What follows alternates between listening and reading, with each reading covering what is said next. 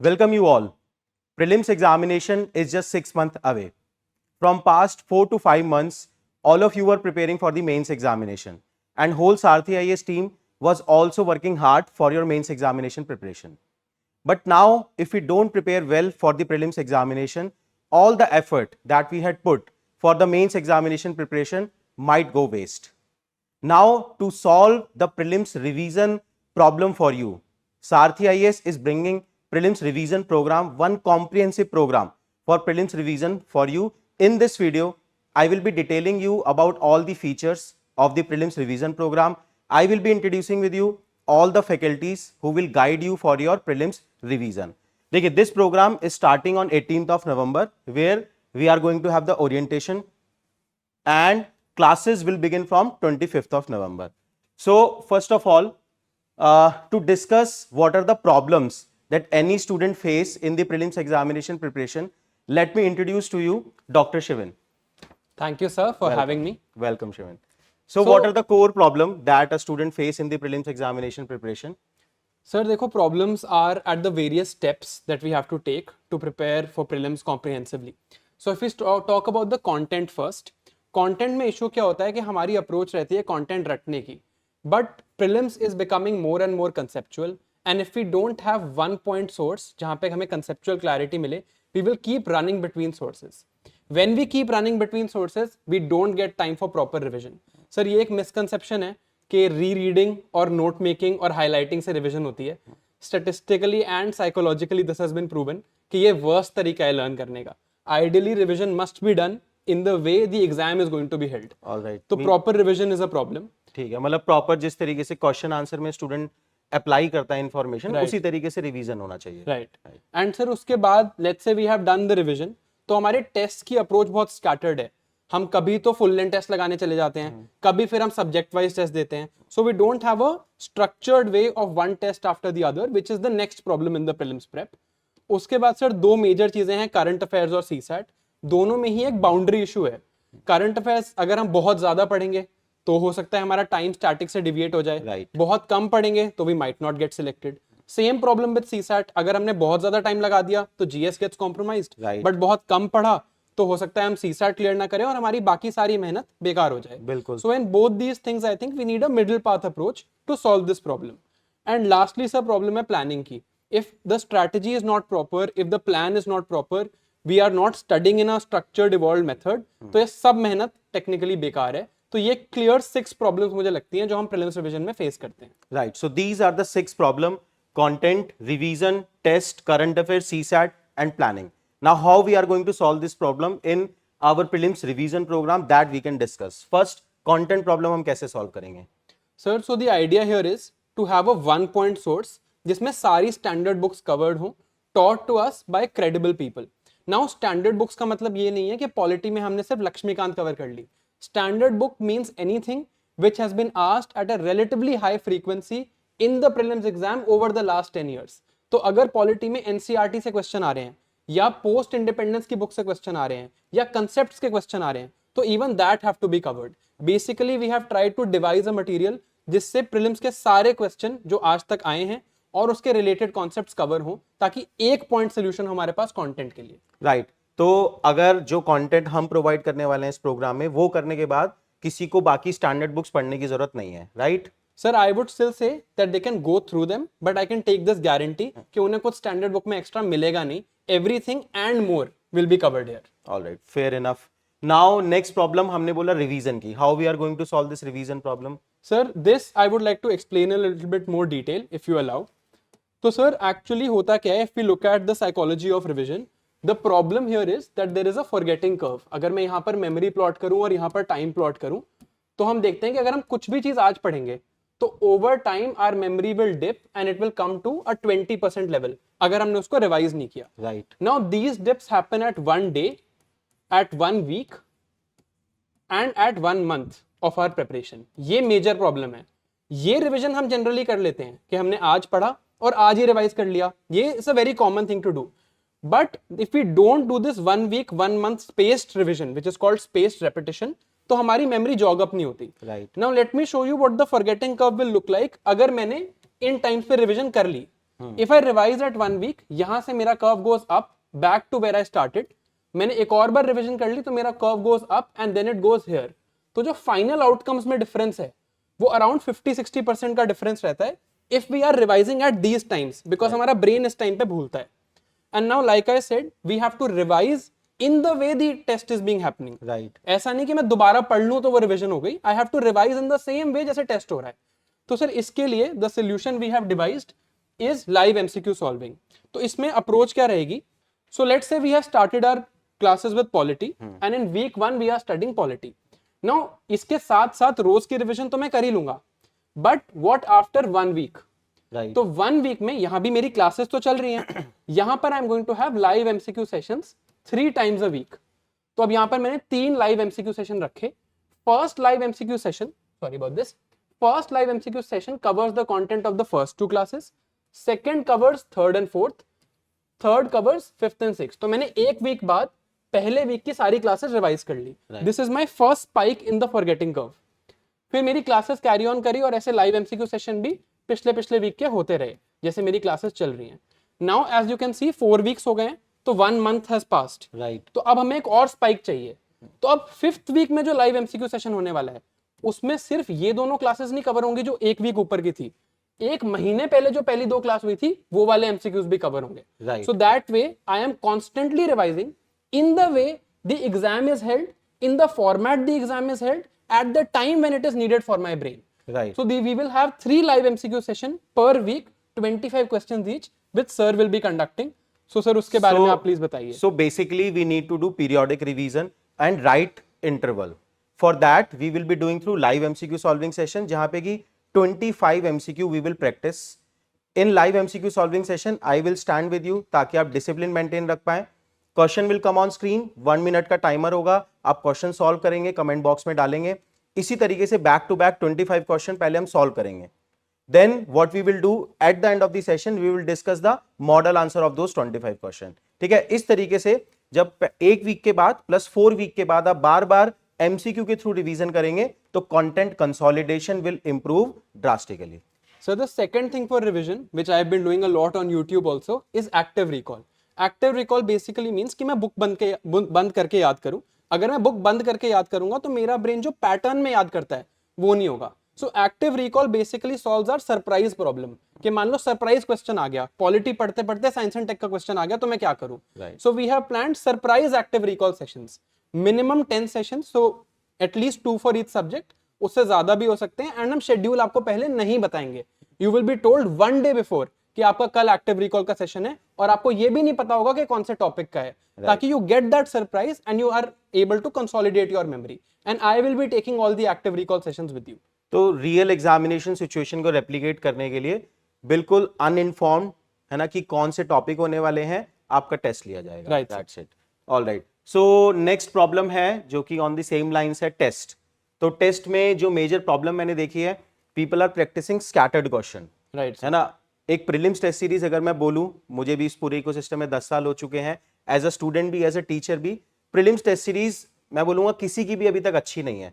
Every year student complaint है ना कि प्रीलिम्स टेस्ट सीरीज में जो क्वेश्चन कर रहे हैं वो स्टैंडर्ड बुक से नहीं है ना, फिर हम उसमें अच्छे मार्क्स नहीं ला पा रहे हैं और उनका कॉन्फिडेंस भी नीचे आता है। तो what is the approach that Sarathi is adopting for prelims test series here? Sir यहाँ पर मैं 2 बातें बोलना चाहूंगा। सबसे पहले तो UPSC has a distinct advantage. अगर हमें 5000 एमसीक्यू बनाने हैं और यूपीएससी को सिर्फ 100 एमसीक्यूज बनाने हैं, they are going to be better than us and they are much more skilled than all of us also. तो टेस्ट सीरीज का पर्पस ये नहीं है कि हम यूपीएससी के क्वेश्चंस को ही एम्यूलेट कर दें, which is almost impossible to do. Test series का पर्पस है कि जो मैंने पढ़ा है वो मुझे याद हो जाए। तो हमने क्या किया sir, me and my team, we sat down and we analysed all the previous year questions of the last 11 years। Sir 1100 questions देख के हमें रियलाइज हुआ कि there are only 14 types of MCQs that UPSC has asked till date. उन 14 types के अलावा आपने आज तक कोई क्वेश्चन पूछा नहीं है। कुछ एग्जांपल्स में अगर दूं तो 2 स्टेटमेंट के क्वेश्चंस आते हैं, only 1, only 2, both 1 and 2, none, assertion reason के क्वेश्चन आते हैं, पेयर बेस्ड क्वेश्चंस आते हैं। तो ऐसे टोटल 14 सेट्स ऑफ क्वेश्चंस हैं। What we have done is we have created 5000 questions including PYQs of course, so 4000 new questions, जिसमें हमने यूपीएससी पैटर्न पे ही उन्हीं स्टैंडर्ड बुक से जिनसे क्वेश्चंस आए हैं हमने क्वेश्चंस क्रिएट किए हैं। एंड वी हैव इंश्योर्ड कि अगर आप ये सारे क्वेश्चंस कर लो तो एटलीस्ट स्टैंडर्ड बुक में कोई ऐसा टॉपिक नहीं बचेगा जो आपको याद ना हो। तो the purpose of the test series here is to ensure कि मुझे स्टैंडर्ड बुक्स याद हो। ईयर ऑन ईयर सर जब हम प्रीलिम्स का एनालिसिस करते हैं हम देखते हैं सब वीडियोस में भी यही बात होती है कि अगर स्टैंडर्ड बुक्स अच्छे से कवर हो जाती तो 100+ मार्क्स आ जाते। So why don't we have a test series जिसमें स्टैंडर्ड बुक्स अच्छे से कवर हो जाएं। तो Now ये the एक और तो लाइक एक और लेयर ऑफ रिवीजन ऐड हो गया स्टूडेंट के लिए। लाइव पहले तो रिवीजन क्लास में करा, उसके बाद एमसीक्यू सॉल्व करे, लाइव एमसीक्यू, देन उसने टेस्ट प्रैक्टिस किए। राइट सर इसमें एक और चीज है, इसमें मैं ये भी बताना चाहूंगा कि हमारा शेड्यूल क्या है ऑफ टेस्टिंग। तो sir our schedule of testing is, जैसे ये वीक चल रहा था एलएमएस तो चलता ही रहेगा as you can see on the board. First week हुआ हमने पॉलिटी पढ़ा, यहाँ पर at the end of this first week we have a 50 MCQ polity half length test. Second week 50 MCQ half length test. Third week में polity खत्म हुआ, then we have a full length test of polity. ऐसे करके subject wise हमने पहले half length फिर 100 MCQ test उस subject के प्रैक्टिस किए। Once we are done with all this, जब हमारे सारे सब्जेक्ट्स खत्म हो गए, फिर हमने फुल लेंथ टेस्ट प्रैक्टिस किए of full syllabus in the same format, जिसमें सुबह फुल लेंथ टेस्ट में सुबह जीएस का पेपर है, शाम को सीसैट का पेपर है, ताकि CSAT is also given the relative importance that it deserves. In the same format that the exam is held, we will have 4 simulator sessions of prelims in the end. All right. So now the next problem in the prelims examination preparation is current affair. Current affair में main problem ये है where you will draw the boundary. If you will spend more time on the current affair, you might compromise the static. But if you do not prepare the current affair and do not give it due recognition, तो आपका वैसे ही prelims नहीं होने वाला। तो एक balance maintain रखना होता है करंट अफेयर के लिए। To discuss the solution for the current affair, now I am introducing to you Mudit Jain sir. Welcome sir. Hello, thank you for having me भाई। सर तो थोड़ा ब्रीफ में बताते हैं हम इस प्रीलिम्स प्रोग्राम में करंट अफेयर की क्या स्ट्रैटेजी रखने वाले हैं। ठीक है, मैं पहले थोड़ा अपने बारे में बता देता हूँ। At risk of sounding pompous, I have cleared this exam thrice. I gave 5 attempts, 4 interviews, 4 mains. एक बार मेरा प्री नहीं हुआ था बस, that was in 2016। Reason being कि सडनली यूपीएससी ने अपना पैटर्न चेंज कर दिया था। 2 बार आईपीएस हुआ मेरा, 14 में, 15 में। 16 में suddenly they asked 38 questions from current affairs, और मैं स्टैटिक पढ़कर गया था। मैंने करंट बहुत ही ब्रीफ से ऊपर से देखा था और वो नहीं होना था। खैर तब भी 1 आध मार्क्स से ही रहा था। Anyway, the point is that since that year UPSC has not looked back with respect to the number of questions that it is asking from current affairs and prelims. Every year if you have analyzed the PYQs, you would know that at least 35-36 questions are coming from current affair and prelims. तो अब solution क्या है, जो मैंने 1 साल में ही कोशिश करी फाइंड आउट करने की। जब दोबारा 17 में प्री दिया तो मेरे काफ़ी अच्छे मार्क्स आए, मैंने क्लियर करा and I got selected again. Solution क्या है कि आपको अखबार पढ़ना है, न्यूज़पेपर पढ़ना है, आपको खुद के नोट्स बनाने हैं, and then you have to think कि हाँ हिट होगा क्वेश्चन उससे। अब उसमें चैलेंज क्या आता है, लोग एक दिन अखबार पढ़ते हैं, 2 दिन नहीं पढ़ेंगे। एक दिन एडिटोरियल पढ़ लिया, 2 दिन स्टैटिक न्यूज़ पढ़ ली, तीसरे दिन नहीं पढ़ा। कोई अगर पूरा पढ़ भी रहा है तो नोट्स नहीं बनाए। अब मुझे आप खुद बताओ, 4 दिन पहले का न्यूज़पेपर याद है क्या आपको जो आपने पढ़ा था? आई एम श्योर आप माइंड में आंसर नो ही बोल रहे हो, क्योंकि नहीं होगा। वो कैसे याद होगा कि अगर मैंने कुछ उसके नोट्स बनाए हैं, मैंने रिवाइज करा है, या मैंने एक तरीके से पढ़ा है। तो जो सॉल्यूशन मैं आपको प्रोवाइड करूँगा, जो मैंने अपने लिए भी लगाया था, वो रेलेवेंट है बिल्कुल, कि हम 2-3 न्यूज़पेपर कवर करेंगे, प्लस पीआईबी के सोर्सेज कवर करेंगे। होलिस्टिक न्यूज़ आपको 1 पॉइंट सॉल्यूशन एक जगह प्रोवाइड होगी। मैं किसी मैगजीन का, कोचिंग का नाम नहीं लूँगा, ठीक है, क्योंकि लेना सही नहीं है, बट आप खुद देख सकते हो प्रीवियस ईयर के जो क्वेश्चंस आए हैं, क्या वो किसी मैगजीन से हिट हो भी रहे हैं या नहीं, जो आप ब्लाइंडली फॉलो कर रहे हो। अब यहाँ खड़े होके मैं ये भी नहीं बोलूँगा कि हिट हो जाएंगे, लेकिन मेरी पूरी कोशिश ये रहेगी कि मैं आपको करंट अफेयर ऐसे पढ़ाऊँ कि जैसे मैं एग्जाम दे रहा हूँ दोबारा। तो वो ट्रस्ट फैक्टर अगर आप ज्वाइन करते हो, तो आप मेरे पे ट्रस्ट रखना कि जो मैं पढ़ा रहा हूँ, मैं उसी पर्पज से पढ़ा रहा हूँ कि इस पे क्वेश्चन आएगा प्रीलिम्स में। उसी माइंडसेट से जैसे मैं पढ़ता था, मैं वैसे ही आपको पढ़ाऊंगा। ऑल राइट सर, एक स्टूडेंट की साइड से क्वेश्चन पूछता हूं मैं। If they study current affair in this programme with you, then they need not to study any newspaper, any PT, any magazine, कुछ पढ़ने की जरूरत नहीं है। बिल्कुल नहीं है यार। मैं क्यों कुछ हाफ बेक्ड सॉल्यूशन आपको दूंगा, मुझे क्या मिलेगा वो करके। मैंने जैसे बोला मैं उस तरीके से पढ़ाऊंगा जिस तरीके से मैं पढ़ता था, ठीक है। तो मैं अपनी पढ़ाई में कमी नहीं रखता था, मैं आपके लिए कोई कमी नहीं रखूँ उसमें, तो कुछ और रेफर करने की नीड नहीं होगी। All right, understood. Thank you, sir. Now the next problem in the prelims revision is CSAT. CSAT अगर हम पिछले 2 या 3 साल की बात करें, it is getting difficult. Everybody knows it and probably जो GS का कट ऑफ भी है वो थोड़ा सा लो गया है because CSAT difficult हो गया है. But again CSAT में प्रॉब्लम ये है कि क्या आप CSAT CAT के लेवल का प्रिपेयर करें, है ना। अगर आप कैट के लेवल का प्रिपेयर करेंगे it will take too much time, you might compromise the GS. तो वो बैलेंस अगेन बनाना सीसैट में एक डिफिकल्ट चैलेंज है। To discuss how we are going to teach CSAT with you, now I am introducing Mudit Gupta sir. Welcome sir. Thank you so much sir, thank you for having me. So sir, how we are going to approach the CSAT, क्या core problem है CSAT की that we can share with the students. Sir CSAT की जो core problem है वो CSAT की problem नहीं है, वो माइंडसेट की प्रॉब्लम है। यूजुअली एस्पिरेंट्स को लगता है कि सीसैट एक क्वालिफाइंग पेपर है, बट अगर हम 2022, 23 और 24 का पेपर देखें तो सीसैट एक एलिमिनेटिंग पेपर बन चुका है। कि जीएस में अच्छा स्कोर कर लिया, ऐसे कुछ मेरे स्टूडेंट्स हैं जिनका जीएस में बहुत अच्छा स्कोर आया but they took CSAT lightly कि हम तो इंजीनियरिंग बैकग्राउंड से हैं, आईआईटी से हैं, एनआईटी से हैं, सीसैट तो हम मार्च अप्रैल में करेंगे, आसानी से हो जाएगा। But they paid the price कि उन्हें दोबारा से रिपीट करके अटेम्प्ट देना पड़ा, क्योंकि सीसैट में 40, 50, 55 मार्क्स ऐसे आते हैं। तो सीसैट की प्रॉब्लम जो that is more of a mindset problem, कि आपको लास्ट मोमेंट के लिए ये टॉपिक, ये सब्जेक्ट नहीं छोड़ना है।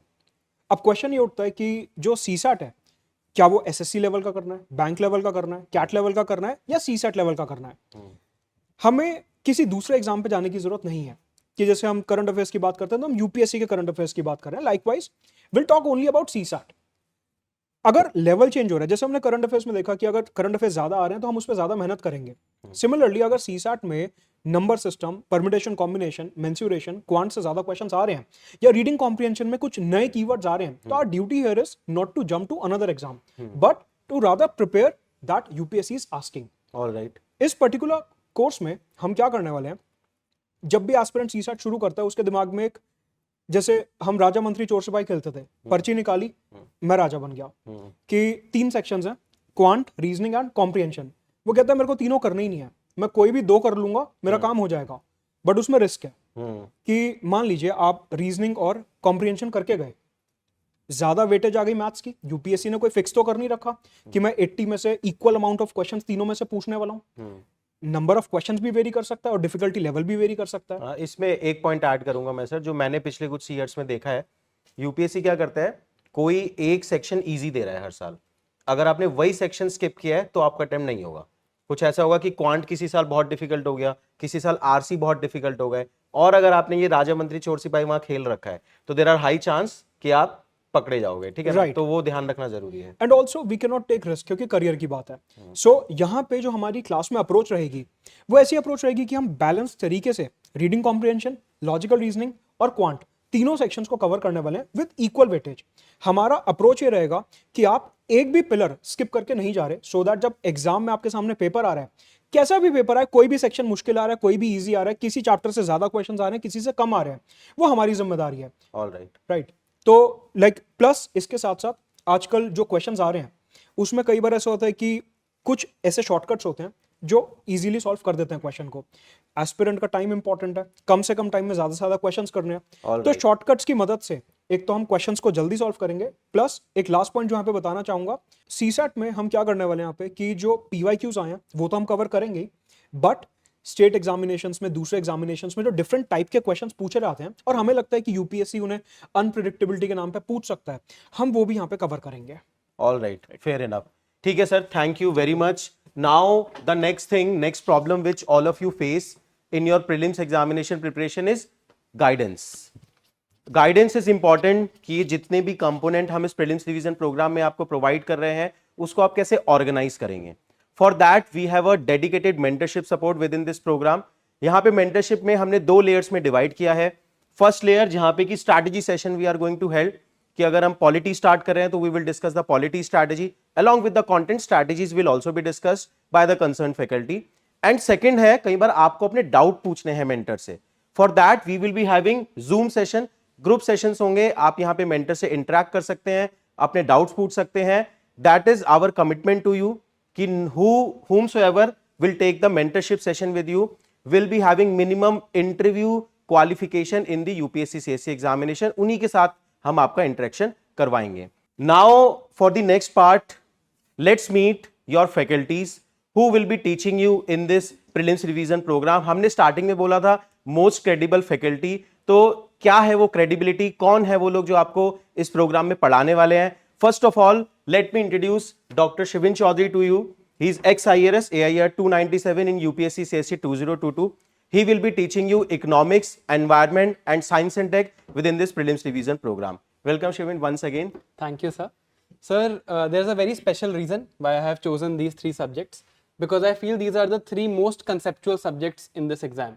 Sir, similarly मैंने मेंस में भी GS3 पिक किया था, और यहाँ पर भी मैं यही कहूँगा कि हमें लगता है ये सब्जेक्ट्स करंट अफेयर्स बेस्ड हैं, and the questions might appear to come from current affairs, but if we don't have a solid static conceptual backing to these subjects, तब तक हम इनमें we can't cross the threshold that is required.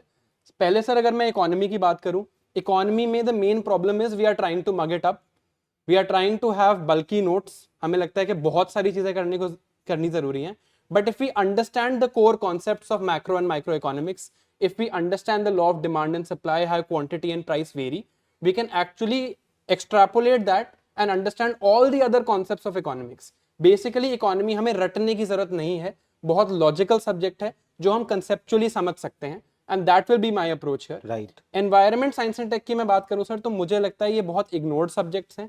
लोगों को लगता है कि polity, economy, geography, history पढ़ लो, एनवायरमेंट, साइंस एंड टेक देखा जाएगा. Environment and science and tech are single-handedly responsible for more than 25 questions Right. in the exam since the last 4 years. In 25 में अगर हम 15 भी ले आते हैं, तो we are almost sure that we are going to cross the cutoff. Right. It's a huge differential. Prelims में सर जो कट ऑफ का फिगर है वो एक्चुअली बस लास्ट बंदे के मार्क्स हैं. It's not an arbitrary figure. We have to be better than others, and here is where we can create the edge. मैं अगर अपनी क्लास मेथोडोलॉजी की बात करूं सर, तो I have very recently been a student myself, so I know कि कहाँ laziness आती है, जो मुझे भी आती थी. मेन प्रॉब्लम है कंसेप्ट्स की, which we will cover in class. Second problem है PYQs की. PYQ करो ना करो, PYQ की टेंशन लेने की अप्रोच रहती है. Right. तो I will cover every single PYQ that UPSC has asked, not only in CSE but CDS, CAPF, any other geoscientist etc paper in the last 10 years. I will cover them in the class myself with you. And third problem है revision की, कि revision हो जाएगी बाद में. उसके लिए जो day 1 revision है कि आज ही पढ़ के मैं आज ही रिवाइज कर लूँ, उसके लिए I will make mind map based 1-pager notes कि end में जब एक हफ्ता बचा है प्रीलिम्स एग्जाम के लिए, मेरे पास 30 पेजेस में इकोनॉमी कंसोलिडेटेड है, 30 में साइंस एंड टेक है, 30 में एनवायरनमेंट है, और मैं 2 दिन में ये सारे सब्जेक्ट्स रिवाइज कर सकता हूँ. That will be my approach है. All right. So concept, comprehensive content, and efficient revision, all three we are covering in these economy, environment, and science and tech section. And one very good point you have mentioned, which I would like to tell to the student, कि prelims examination में 4+4 subject हैं. एक तरफ है polity, economy, modern history and geography. इन चारों पे जनता बहुत ज्यादा फोकस करती है. एंड दूसरी साइड है environment, science and tech, IR and ancient medieval art and culture. Roughly 50% of the question remaining 4 sections से आ रहे हैं, which has been under prepared by the student. तो इन पे हम equal focus करने वाले हैं. All right. So one thing I'd just like to add here, we will first study all the concepts, then we will study all the relevant current affairs of the last 2 years. But जब हम concepts पढ़ चुके हैं class में, तब हमारे लिए current affairs पढ़ना भी बहुत आसान हो जाएगा. We will not leave anything. This is my one-stop solution for these 3 subjects. You can leave these 3 to me. All right. Thank you very much. Thank you, sir. So for the next faculty, we are inviting new member to Sarthi IAS team for the history section, ancient medieval art and culture and modern history. Let me introduce to you Kaval Baveja sir. Welcome Kaval sir to Sarthi IAS team. So for the modern history, ancient medieval and art and culture, what are the problems which students face and what are the solutions we are going to provide in this prelims revision program? First of all, thank you so much, sir, for giving me the opportunity to represent history on this prestigious platform. And apart from that, अगर मैं अपने पिछले 4 साल के experience को देखूं, so history being a humongous subject, तो वो सबसे बड़ा चैलेंज है कि बच्चा उसको ग्रैप्स नहीं कर पाता कि किस तरह से इसको अप्रोच किया जाए. And over the time trend change हुआ है that the reliance on modern history वो कम हुआ है. एंशिएंट मिडिवल और उसका जो कल्चर का पार्ट है, उसका रेलेवेंस ज़्यादा बड़ा है, और वो आपको माहौल को अगर आप देखोगे इंडिया के, तो उसको भी रिफ्लेक्ट करते हैं. तो एक नए बच्चे के लिए जो अभी इस तैयारी में आया, तो उसको इतने चेंजिंग ट्रेंड्स को समझना बहुत मुश्किल है. And at the same time being history, उसमें बहुत सारे फैक्ट्स आएंगे जो बच्चे को बहुत मुश्किल लगता है, but most of the time वो फैक्ट्स को रटने की ज़रूरत नहीं है, क्योंकि हिस्ट्री रादर देन रटने की जगह it is a thing to understand. कि अगर मैं एग्जाम्पल के थ्रू समझाने की कोशिश करूं कि अगर हम वैदिक एज की बात करें, so Vedic age is divided into early and later. क्या उसमें हुआ कि उसमें ट्रांजिशन हुआ is the invention of iron. अगर मैं लिंकेज बिठाऊं एंशिएंट मिडिवल और मॉडर्न में, जैसे एंशिएंट में जो अशोक है वो पत्थर के ऊपर इंस्क्रिप्शंस के थ्रू अपने मैसेज को प्रोपोगेट करता है लोगों की तरफ। जब हम मिडिवल में जाते हैं तो अकबर आ जाएगा, अकबर बुक्स के थ्रू करेगा क्योंकि पेपर आ चुका है। राइट। आज के टाइम में मोदी जी की बात करें, so there will be billboards, there will be digital media जिसके थ्रू वो अपने मैसेज को लेके जाएंगे। तो हर जमाने में एंशिएंट मिडिवल मॉडर्न में हजारों साल का डिफरेंस है, पर काम पैटर्न सेम है। हर राजा वही काम कर रहे हैं सिर्फ उसमें जो मीडियम ऑफ कम्युनिकेशन है वो चेंज हुआ। तो आई थिंक अगर फैक्ट्स ऐसे रटने की कोशिश करेंगे तो it will be a difficult task, but अगर कुछ लॉजिक्स के थ्रू उन फैक्ट्स को रटेंगे तो थोड़ा आसान रहेगा। तो बेसिकली मैं हिस्ट्री को इस तरह से देखता हूँ, हिस्ट्री समय की कहानी है कि अगर हम आज के दिन को समझना चाहते हैं तो पूरे इतिहास में जो भी हुआ अगर उसको समझ लेंगे तो आज समझ आएगा और इससे कल बेहतर बन सकता है। ये हिस्ट्री इसलिए यूपीएससी में पूछा जाता है। Sounds interesting. All right. तो अगर बच्चा इस तरह से पढ़ता है उसको हिस्ट्री सिर्फ एक कहानी की तरह लगती है कि कहानी चल रही है, आप सीधा बैठ के देख रहे हो, बस उसमें किरदार बदलते जाते हैं। तो वो जब आप इस तरह से अप्रोच करोगे it seems to be very interesting, समझ में आएगी। और फिर history is one that subject जहाँ पर आप बाकियों से बेहतर स्कोर कर सकते हो। And I will make sure कि मैं अपना हर पॉसिबल एफर्ट लगाऊं, कंसोलिडेशन ऑफ सोर्सेज करूं, क्योंकि सोर्सेज बहुत ज़्यादा हैं। अगर हम सिर्फ एंशिएंट हिस्ट्री की बात करें तो क्वेश्चंस उपेंद्र सिंह से भी आ सकते हैं जो ऑप्शनल की किताब मानी जाती है। तो एक ऐसे नोट्स जो समराइज्ड वे में प्रोवाइड किए जाएं जिसमें मल्टीपल बुक्स को रेफर किया जा सके, जो बच्चा इंडिविजुअल लेवल के ऊपर खुद से नहीं कर सकता, तो वो मेरा काम रहेगा। एंड मैं ये हर कोशिश करूंगा कि मैं अपने काम को ढंग से करूं। और सेम अगर कोई बच्चा ज्वाइन करेगा आई विल मेक श्योर कि मैं अपनी बात के ऊपर ऑल खरा राइट। उतरूं। तो जितने भी मटेरियल मार्केट में है, जितनी भी बुक्स हैं, उनका कंटेंट भी हम यहाँ पे प्रोवाइड करने वाले हैं। Yes So, all right. Thank you very much, Kaval sir. Now, for the next section, geography and mapping. In past few year, especially अगर last year prelims examination आप देखेंगे, geography has made a comeback. Right? Geography के काफी question last year के examination में आए हैं. For geography, I am introducing to you Pallavi ma'am. Welcome, Pallavi ma'am. Thank you, sir. So, ma'am, how we are going to cover geography and especially mapping part here in the prelims revision program? Okay, sir. So, geography में just like other humanities subjects and prelims, लोगों को क्या लगता है कि बस थोड़े facts रट लो and then you'll be able to answer the questions. But as we have discussed for other subjects as well, the pattern is changing. अब factual चीजें रटने से काम नहीं चलेगा, conceptual, analytical questions हैं. In fact, concepts पे भी उसके analysis करके आपके questions आ रहे हैं. This will not be enough कि आपको पता है कि Coriolis force क्या है. इस साल का अगर आप क्वेश्चन पेपर देखेंगे, they will also ask you about various different things associated with Coriolis force, various concepts associated with Coriolis force, right? So that will be the focus over here. आपका एक बार अगर कंसेप्ट क्लियर हो जाता है उस चीज का, आपको कोई भी चीज रटनी नहीं पड़ेगी। ये हम बचपन से सीख रहे हैं, बाय हार्ट कर लो तो अगले दिन ही आप भूल जाते हो। बट देन अगर कॉन्सेप्ट क्लियर होंगे तो जैसे अभी लर्निंग कर्व दिखाया है तो डिप होगा ऑफ कोर्स, बट बहुत ज्यादा लेवल तक डिप नहीं होंगी चीजें, right? And with regards to coverage of the notes and everything sorry, यहाँ पे we'll be covering the 2 available standard books of geography. Now geography के साथ सैड चीज ये है कि बहुत ज्यादा स्टैंडर्ड मटेरियल अवेलेबल नहीं है मार्केट में। We have NCERTs and we have GC Leong, right? और कुछ मटेरियल है नहीं ज्योग्राफी के लिए।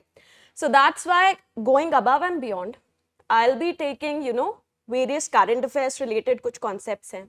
जैसे अभी रिसेंटली स्पेन में फ्लड्स आए थे, तो वहाँ पे a new concept known as Dana, DANA, it came into news. So ये जो करंट कॉन्सेप्ट्स हैं विद क्लाइमेट चेंज, बहुत सारी न्यू चीज़ें हमें पता चल रही हैं, तो ये सारी चीज़ें भी एडेड रहेंगी आपके नोट्स में। जो जोग्राफिकल साइंटिफिक पेपर्स हैं, जो रिपोर्ट्स हैं, UN की रिपोर्ट्स हैं, गवर्नमेंट की रिपोर्ट्स हैं, ये सारी चीज़ें आपके नोट्स में एडेड रहेंगी, so that these notes will be extremely comprehensive. आपको अलग से कुछ और करने की ज़रूरत नहीं रहेगी। All right. And ma'am, what about the mapping? Mapping की UPSC, I would say roughly 5 to 6 question every year they are asking. So how we are Yes. going to cover the mapping? So mapping की अगर बात करें तो geography में आपकी physical mapping का coverage किया जाएगा। And mapping is very pictographic. आप अगर मैप्स देखते हो, पिक्चर्स देखते हो, अच्छी अच्छी कलरफुल इमेजेस देखते हो, तो चीज़ें आपको रिटेन बेटर तरीके से रहेंगी. तो our mapping module is specially design for that purpose. वहाँ पे बहुत ब्यूटीफुल मैप्स आपको मिलेंगे. निमोनिक्स जहाँ पे भी नेसेसरी होंगे वहाँ पे we have added mnemonics and everything, ताकि पूरा एक कॉम्प्रिहेंसिव मैनर में फिजिकल जो मैपिंग है वो यहाँ पे आपका मैं कवर कराऊंगी. All right. एंड मैपिंग में one more thing I would like to add. देखिए मैपिंग यूपीएससी सीएससी में it can be divided into two parts. One is static mapping जो लार्जली आप ज्योग्राफी में कवर करते हैं, and other is dynamic mapping जो कि आईआर का पार्ट रहता है, इंटरनेशनल रिलेशंस का. तो जो स्टैटिक मैपिंग है वो पल्लवी मैम ज्योग्राफी सेक्शन में कवर करेंगी. Thank you Pallavi ma'am. Thank you. And for the dynamic mapping जो कि आईआर का पार्ट है which I will be taking. Now for the next part we have polity section. Polity section will be taught by Mudit Gupta sir. So once again sir, I would welcome you to explain our strategy for the polity section. Thank you sir. Polity में sir usually एक misconception रहता है again कि एक market में book आती है, वो हमने पढ़ ली तो अपने क्वेश्चंस तो निकल ही जाएंगे, प्रीलिम्स तो क्लियर हो ही जाएगा. But again as I said it is a misconception. एक टाइम था 2017 2018 जब क्वेश्चंस का लेवल बहुत बेसिक था, वर्बेटिम क्वेश्चंस बुक से आते थे एंड सही था. बट गिवन कि कैसे ट्रेंड चेंज हो रहा है, अब यूपीएससी में पॉलिटी में मल्टीपल टाइप के क्वेश्चंस आ रहे हैं. एक तो हो गया कि सीधा आर्टिकल नंबर आता है, वो तो कोई भी याद कर लेगा.